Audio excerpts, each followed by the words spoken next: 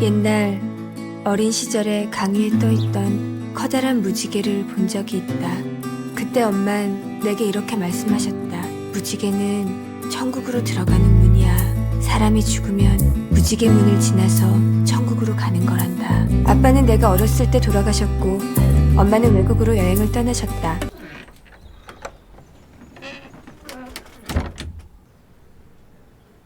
엄마 주위에 첫사랑이 담긴 비밀 상자를 열어보는 딸 지혜. 엄마는 편지들을 꺼내보실 때마다 눈물을 흘리셨다. 그 속에 엄마의 첫사랑이 있다. 그때 친구에게 전화가 걸려옵니다. 아침부터 웬일이니? 오늘 상민 오빠랑 미술관에 들렸다가 연극 보러 가는데 같이 갈래? 야, 너 나 또 들러리 서기 하려고 그러지? 그녀의 대학 친구 수경은 상민을 짝사랑했고 지혜는 그런 그녀를 대신해 연애 편지를 써주고 있었죠. 마치 그림 엽서를 보는 듯했죠.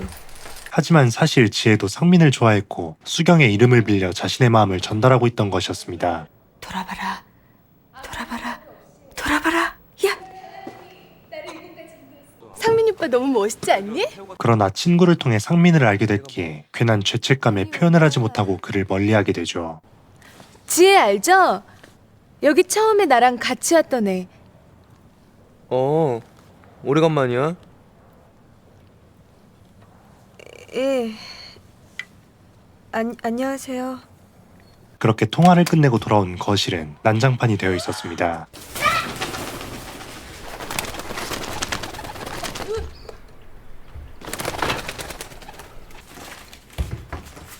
아침에 창문을 열었을 때 생량한 바람이 가을을 예고해 줍니다. 그 바람을 편지지에 실어 당신에게 보냅니다. 생량어? 촌스러워. 좋아, 클래식하다고 해두지 뭐. 널브러진 편지들을 정리하던 지혜는 낡은 일기장을 발견하고 곧이어 한 남자의 사진을 발견하게 되죠. 그녀의 아버지가 아닌 사진 속 남자는 누구일까요? 시간은 1968년 여름, 그들의 첫 만남으로 거슬러 올라갑니다. 방학을 맞아 시골 삼촌댁에 간 준하는 그곳에서 보게 된 주희에게 첫눈에 반하게 되죠. 그리고 다음 날 잡았다. 이야, 이놈 큰데? 새똥구리? 응. 어머, 나 한 번도 못 봤는데. 이거 가지실래요? 처음으로 대화를 하게 된 주희와 준하. 강 건너에 귀신이 나온다는 집 알아요? 예? 그녀의 앞에서 뚝딱거리는 준하. 예. 거기 데려가 줄 수 있어요? 예.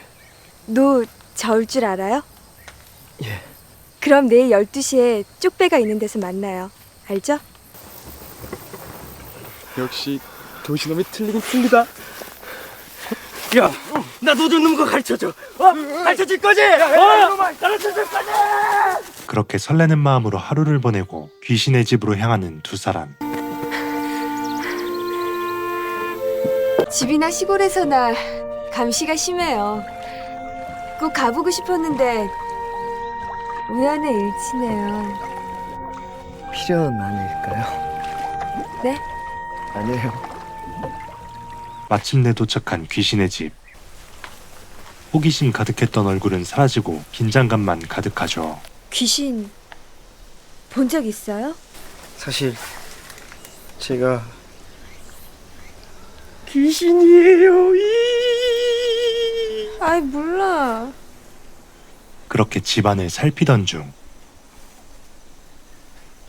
뒤에서 인기척이 느껴지고 남자답게 방문을 열어보는 준하. 안에서 무언가와 눈이 마주친 준하는 혼비백산하며 도망치고 말죠. 그 정체는 바로 귀신이 아닌 자연인이었습니다.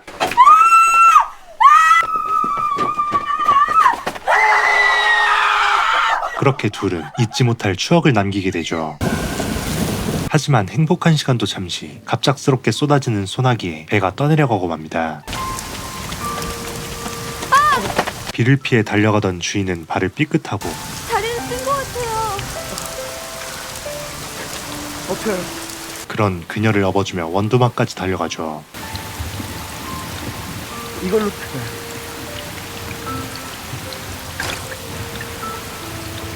그렇게 둘만의 비밀이 하나둘 쌓여가고 두 사람의 마음만큼 밤은 깊어져 갑니다. 배로 강을 건너가기 전 반딧불이를 잡아다주는 준하. 한편 그들을 기다리고 있는 주위의 엄격한 집안 어른들. 아무리 생각해도 드릴 게 이것밖에 없어요. 그녀는 목걸이를 선물해주며 서울로 떠나게 됩니다.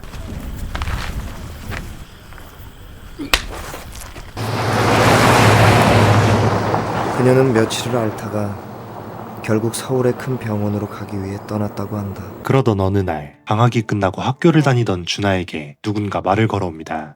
한마디 대화를 나눈 적도 없던 태수가 느닷없이 나를 찾아왔다. 편지 좀 써줘. 내가 친구들의 편지를 대필해준다는 소문을 들었던 것이다. 약혼녀? 아버지 친구의 딸이야. 어렸을 때 자기들 멋대로 맺어놓은 거지. 좋겠다 넌. 따로 여자를 사귀려고 하지 않아도 되고. 피곤해. 난 한 여자만 사귀자는 주의가 아니거든. 그런데 그녀의 정체는 바로 주희였죠. 아이고. 이쁘지? 근데 공화당 의원의 딸이라면 안 봐도 고리타분하겠지? 그러나 태수에게 사실을 숨긴 채 이름을 빌려 자신의 마음을 편지에 써내려갑니다. 어디 줘봐. 태수에게 편지를 써주는 것은 고통스러운 일이었다. 고마움의 표시로 너한테 내 특기를 보여줘도 되겠냐?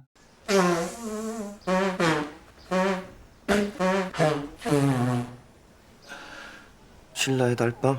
야, 이 자식아! 이게 무슨 냄새야? 누가 여기다 똥까기 났어?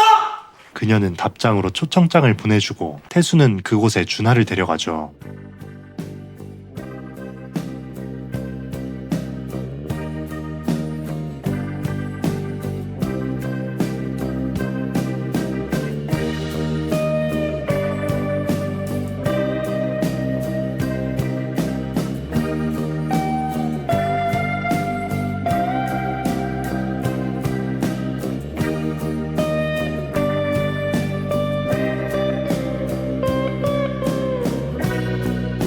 그리고 우연처럼, 아니 필연처럼 다시 마주하게 된 두 사람.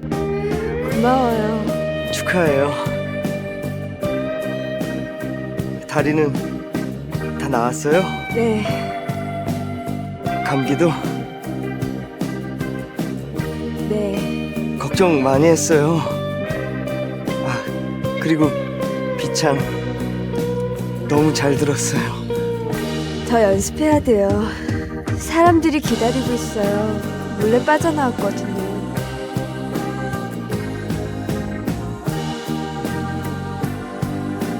그 반딧불이 지금도 잘 있어요. 저처럼 건강해요. 주희도 반딧불이를 보며 준하를 그리워하고 있었습니다.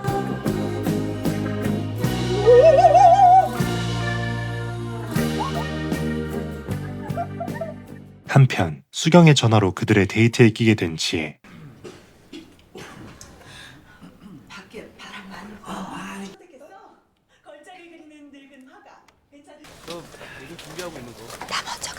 엄마의 연애와 무척 닮아있는 지혜는 자신이 쓴 편지로 둘이 가까워지면서 괜한 죄책감에 상민을 멀리하려고 하죠. 잠깐만. 그런 그녀를 상민이 불러세웁니다. 오늘 선물을 샀는데 외로울까봐 지혜 거까지 준비했어. 어머, 너 오늘 잠 못 자겠다. 상민 오빠 이런 사람 아니야. 친구 잘 둔 덕이야. 나 없었으면 이런 거 어디서 받긴 하겠니? 있잖아 지혜야. 나 네가 받은 게 더 마음에 들거든. 바꿔도 됐지? 괜찮지? 안녕. 상자 안에는 작은 키링과 쪽지가 들어있었죠.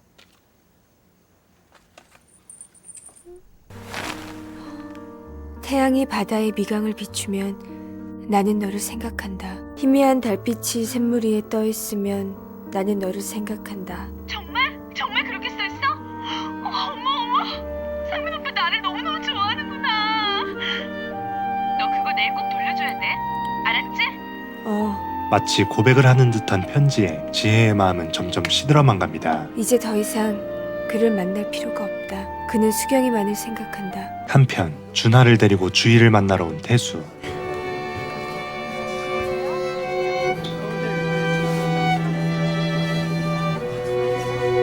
주희 씨, 내 친구 오준하예요. 인사하세요. 오준하입니다. 처음 뵙겠습니다. 안녕하세요. 안녕하세요. 나 나희예요. 그들은 처음 만난 것처럼 인사를 하고 남몰래 사랑을 이어가죠. 보고 싶었어요.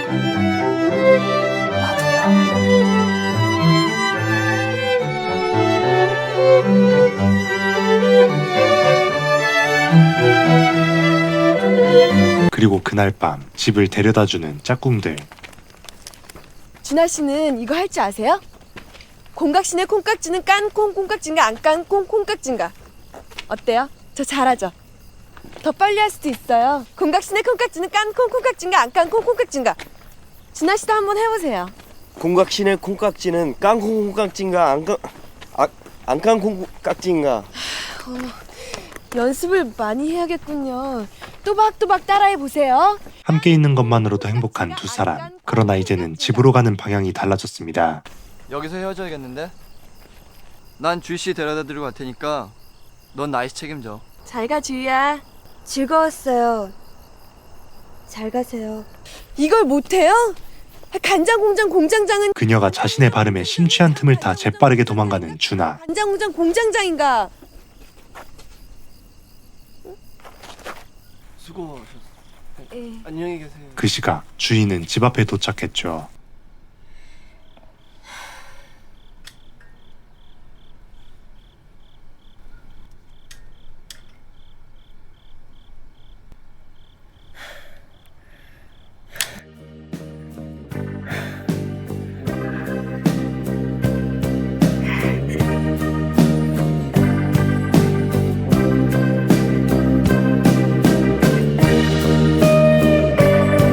한편 지혜는 나무 그늘에서 소나기를 피하고 있었습니다. 그때 멀리서 상민이 뛰어오죠. 지혜니? 안녕하세요. 그를 멀리하려 하지만 우연하게 자꾸만 마주치는 두 사람. 어디로 가는 거야? 도서관에요. 그렇게 멀리? 안 멀어요. 갑자기 옷을 벗기 시작하더니 그녀를 데려다주는 상민. 그럼 내가 모셔다 드려야지. 저기 보이는 건물을 원두막이라고 생각하고 뛰는 거야. 하나, 둘, 셋.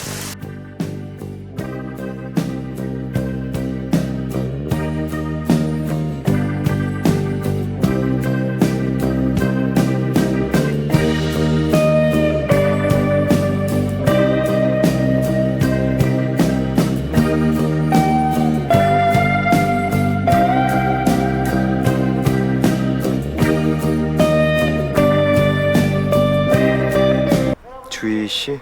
난 한 여자만 죽도록 사랑하자는 주인 아닌데 걔가 정말 좋아졌다. 한편 주희의 집 앞에 꽃을 들고 찾아온 태수. 태수 씨? 안녕하세요. 주희 씨 기다리고 있었습니다. 이 꽃 받으세요. 주희 씨 좋아합니다. 그날 밤 자신을 진심으로 좋아해주는 태수에게 주희는 미안함을 느끼기 시작합니다. 태수 때문에 그러지. 나 어떻게 했으면 좋겠어? 말해봐. 나쁜 녀석이야 태수는. 태수 씨는 착해. 너무 착하니까 나쁜 놈이야. 태수, 네 편지 기다리고 있어. 정해진 운명 앞에 무력감을 느끼는 주희. 어쩔 수 없어. 우린 아무것도 할 수 있는 일이 없어. 그런 소리 하지 마.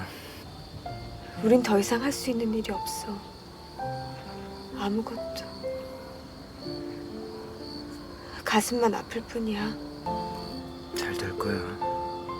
더 이상 준하도 태수 씨도 만나지 않을 거야. 정말이야. 아무도 만나지 않을 거야. 그렇게 그녀는 태수의 편지도 받지 않으며 준하 또한 멀리하게 되죠. 어두운 방 안에서 홀로 빛을 내고 있는 반딧불이. 다음날 집 앞에 놓여져 있는 쪽지 한 장. 태양이 바다의 미강을 비추면 나는 너를 생각한다. 희미한 달빛이 샘물 위에 떠 있으면 나는 너를 생각한다. 이대로 끝낼 수 없는 준하는 비가 오는 날에도 그녀를 하염없이 기다립니다.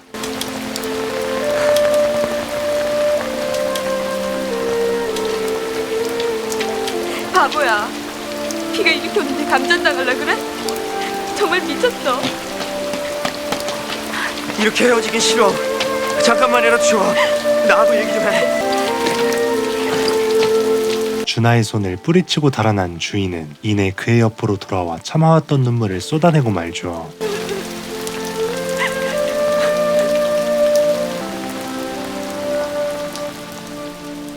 자, 편지.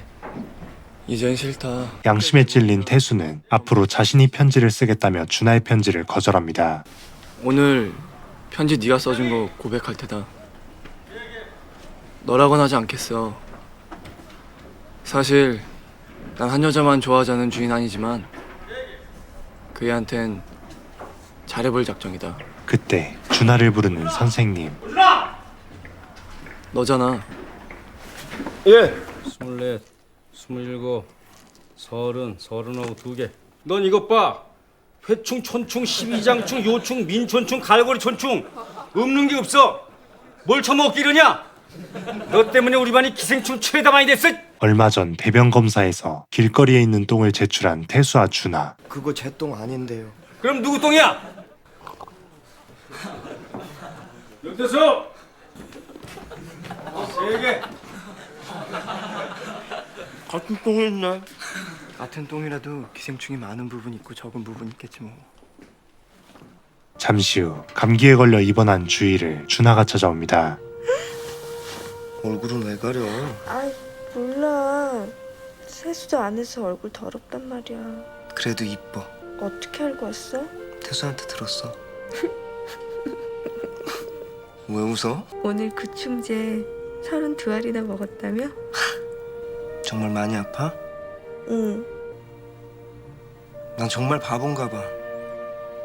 널 좋아하는 것 이외엔 아무것도 할 줄 아는 게 없어. 소심한 뽀뽀를 하고 돌아가려던 그 순간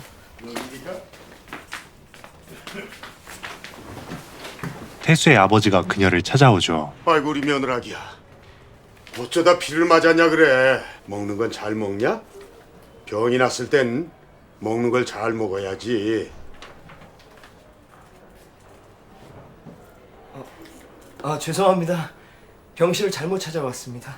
잘 대처했다고 생각했지만 사실 그냥 옷방이었습니다.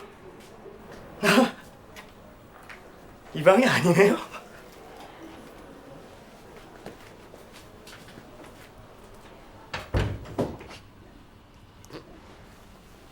그리고 마침내 떳떳해지고 싶은 준하는 주희와의 관계를 태수에게 고백하게 되죠. 주먹 줘봐. 이제 나 때려. 널 왜 때리냐? 어서 때려봐. 난 사람 때리는 게 싫어. 맞는 것도 싫고. 우리 아버지한테 나하고 많이 주희, 맞았거든. 지금까지 너 몰래 사귀고 있었어. 이 목걸이도 사실은 여름방학 때 주희가 준 거야. 우리 아버지가 안 보게 해라. 그 목걸이 우리 아버지가 준 거다. 우진아! 편지! 어느덧 다시 찾아온 방학. 다시는 볼 수 없을 거라 생각했지만 태수는 친구의 사랑을 응원하기로 합니다. 자신의 이름으로 편지를 주고받게 해준 것이죠. 창밖을 봐. 바람에 나뭇가지가 살며시 흔들리면 네가 사랑하는 사람이 널 사랑하고 있는 거야. 귀를 기울여봐. 가슴이 뛰는 소리가 들리면 네가 사랑하는 그 사람이 널 사랑하고 있는 거야. 눈을 감아봐.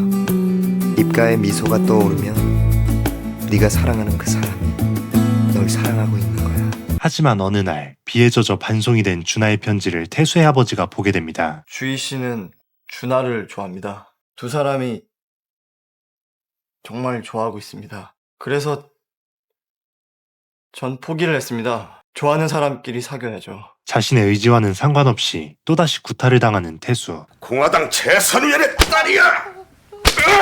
누구에겐 행복했던, 누구에겐 지옥 같았던 방학이 끝나고 이게 뭔 줄 아니?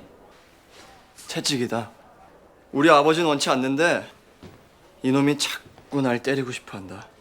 이놈한테 무슨 벌을 내릴까? 사형.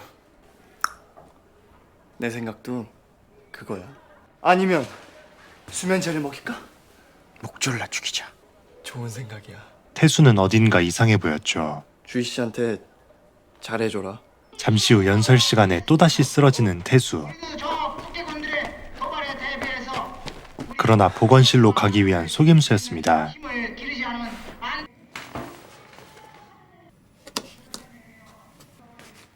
뭔가를 준비하죠. 연설이 끝나고 태수를 찾아온 준하. 하지만 그를 기다리고 있는 건 벨트에 목을 맨 채 매달려 있는 태수였습니다. 됐어요, 진짜. 조금만 참아. 여기 누구 좀 와봐요. 사람이 죽어간단 말이에요. 누가 형들을 죽이랬지. 널 죽이랬어. 간신히 목숨을 건진 태수를 보고 죄책감을 느끼는 주희. 들어가 봐. 그런 그녀의 마음을 누구보다 느끼고 있을 준하였죠. 태수는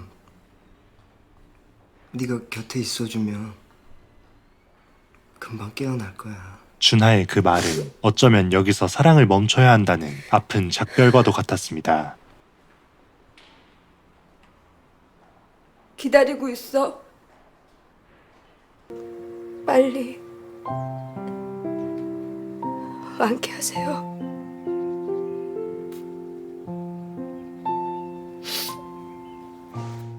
문고리엔 주희가 선물했던 태수 아버지의 목걸이가 걸려있죠. 밖으로 뛰쳐나가 보지만 준하는 어디에도 보이지 않았습니다. 지혜야, 이게 뭔 줄 아니? 한편 지혜는 학생회관 점원에게 그날의 비밀을 듣게 되죠. 아주 특별한 우산이야. 다 똑같지 뭐. 그저께 비가 갑자기 온 날 있지? 상민이가 여기서 커피를 마시고 있었거든.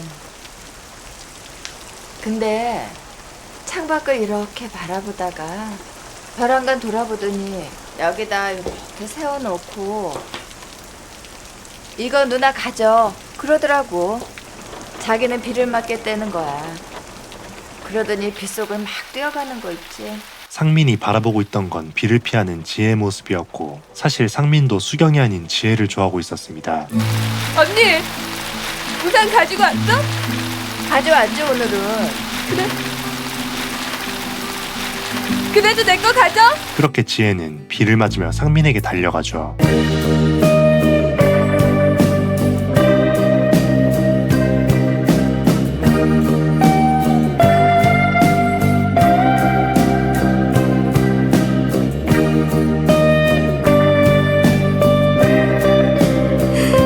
우산 있는데 비를 맞는 사람 모두 저 하나뿐이에요. 그리고 상민은 비를 피하는 지혜를 보고 우산을 버렸다는 말과 우연히 내 편이라면 쪽지가 담긴 상자를 지혜가 가져가길 바랐다는 말을 하며 서로의 마음을 확인합니다. 손목도 땄어요. 전 다 봤어요. 두 사람이 사랑을 속삭이는 거. 내 눈은 올바르게 보고 있었어. 그런데 가슴이 착각을 일으켰던 거야. 믿어도 되나요? 약속이라고 생각해도 되겠어요? 하늘의 맹세코 사랑해. 사랑해요. 저도 사랑해요. 상민 오빠를 너무너무 사랑해요. 상민 오빠. 연극 도중 돌발 행동을 하며 무대를 망쳐버린 수경. 야, 너 지금 뭐 하자는 거야? 어? 네 대사가 끝나지도 않았는데 뭐? 상민 오빠? 대사를 네 마음대로 고치면 어떡해? 상민 오빠가 뭐야 다 망쳐버렸잖아. 심지어 화가 난 상민에게 눈치 없이 안기죠. 연극보다 중요한 게 사랑이에요. 사랑해요.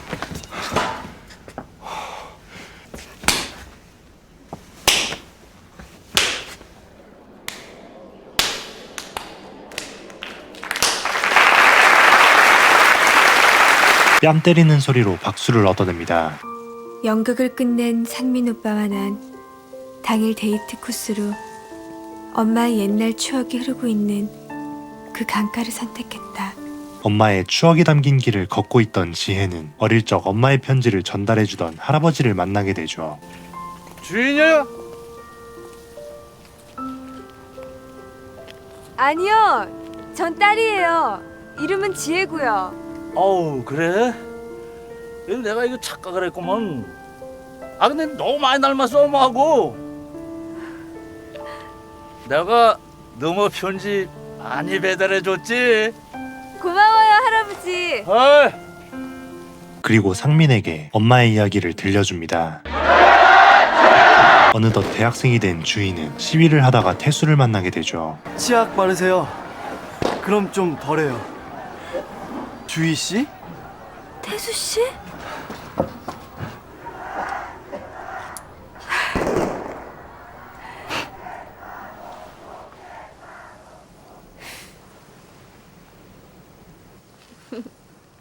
혹시 준하 씨 소식 아세요? 파병을 보내는 가족들의 수많은 인파 속에서 주희는 준하를 찾게 됩니다. 준아야.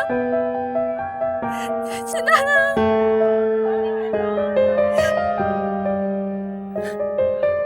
애타게 준하를 부르는 그녀의 목소리에 멀어지려 굳게 다짐했던 준하의 마음이 속절없이 무너져 내립니다.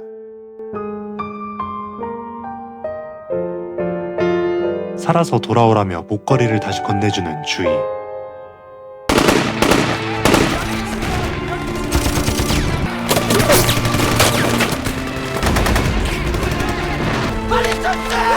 전우의 죽음을 뒤로하고 철수 명령을 따르던 준하는 목걸이가 사라졌다는 것을 알아차리고 다시 적군으로 뛰어들어갑니다. 그렇게 다시 철수를 하던 중 눈앞에 떨어진 폭탄. 준하는 전우를 둘러매고 빠져나오죠. 하지만 그때 이번엔 준하에게 떨어진 폭탄.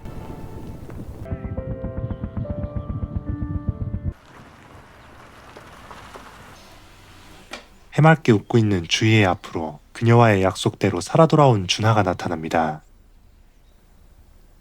지금도 옛날처럼 예뻐. 고생 많았지? 고생은 뭐. 태수는 잘 있어? 잘 있겠지 뭐. 왜 결혼 안 했어? 난 벌써 했는데. 자신만 기다려온 그녀에게 결혼했다고 말하는 준하.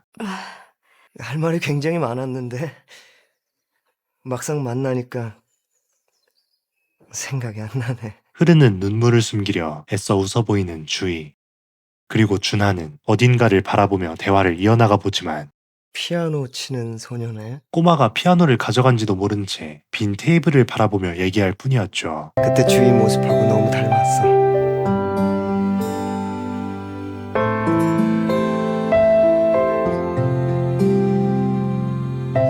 그때 아무리 생각해봐도 너무 순수했어. 다시 오지 않을 시절이지만. 비록 살아서 돌아왔지만 사랑하는 사람의 얼굴조차 볼 수 없게 된 준하. 나 지금 어때 보여? 건강해 보여.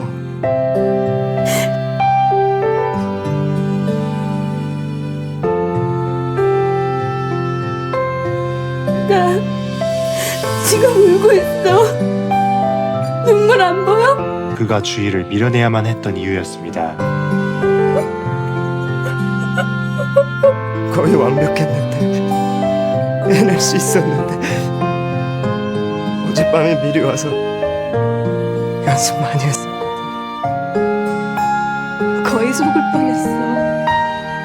정말 속을 뻔했어. 목숨 걸고 구했어. 그녀의 떨리는 손끝에는 그를 평생 가슴에 묻고 살아가겠다는 슬픈 맹세가 서려있는 듯했죠. 그 후 엄만 아빠와 결혼을 했고 3년 만에 나를 낳았다. 그리고 몇 년 후 성주희 씨, 죽기 전에 이 강물에 유골을 뿌려달라고 유언을 남겼습니다. 준하도 결혼을 해 아들을 낳았다는 사실을 듣게 되고 준하가 간직했던 상자를 건네봤습니다. 바로 지혜가 열어봤던 그 비밀 상자였죠. 엄마, 무지개. 그날 내가 봤던 무지개는 아직까지 내 머리에 생생하게 남아있다. 말없이 눈물만 흘리던 상민은 자신의 목에 걸려있던 목걸이를 꺼내듭니다. 상민은 준하의 아들이었죠. 부모님의 슬픈 이별이 묻어있던 그 목걸이를 지혜의 목에 조심스레 걸어줍니다. 주희와 준하가 끝내 이루지 못했던 사랑을 그들의 아이들을 통해 비로소 결말을 맺게 되고 그렇게 영화는 끝이 납니다. 영화 클래식은 엄마의 상자 속 일기에서 발견한 아련한 첫사랑 준하와 주희의 기억, 그리고 그 운명을 꼭 닮은 사랑을 시작하는 딸 지혜와 상민의 우연인 듯 필연 같은 이야기를 그린 영화입니다. 주연을 맡은 손예진 배우는 1인 2역을 완벽히 소화하며 백상예술대상과 대종상영화제에서 신인상을 휩쓸며 국민 첫사랑으로 자리잡았죠. 20년이 넘게 지난 지금도 한국 최고의 멜로라고 불러도 손색이 없을 만큼 변치 않는 감동을 선사하는 영화 클래식이었습니다.